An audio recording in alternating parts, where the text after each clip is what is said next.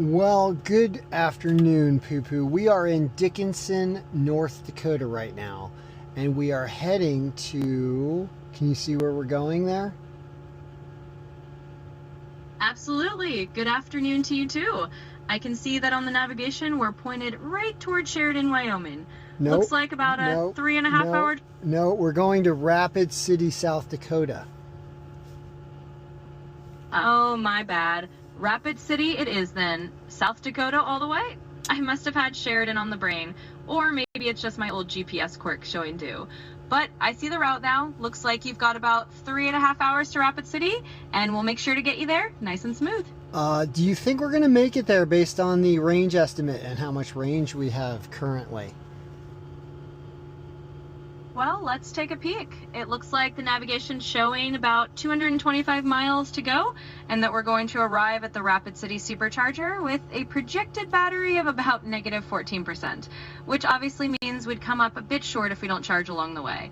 So we might want to add a charging stop or just plan to top up a bit so that we make... There are no Tesla superchargers in between. Actually, that's not true. There's one in Spearfish, but that's almost down by Rapid City. So we have to try to make this 225 miles. If I leave with 200 miles of range on the car, how slow do I have to drive to make it to Rapid City? Keep in mind, Rapid City is about 700 feet higher in elevation than Dickinson, where we are right now.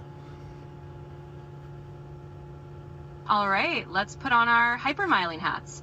So if you've got about 200 miles of range and we need to stretch that out over 225 miles with a bit of an uphill climb, the key is going to be keeping your speed pretty moderate.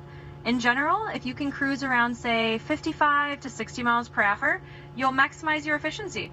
So you might want to keep it on the slower side of highway speeds and drive gently.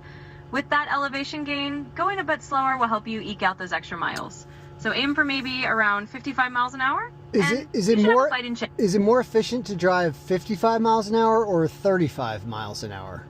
What's the most efficient speed to maximize your range? So generally, when it comes to maximizing range in an EV, the sweet spot is usually somewhere around that 45 to 55 mile per hour range.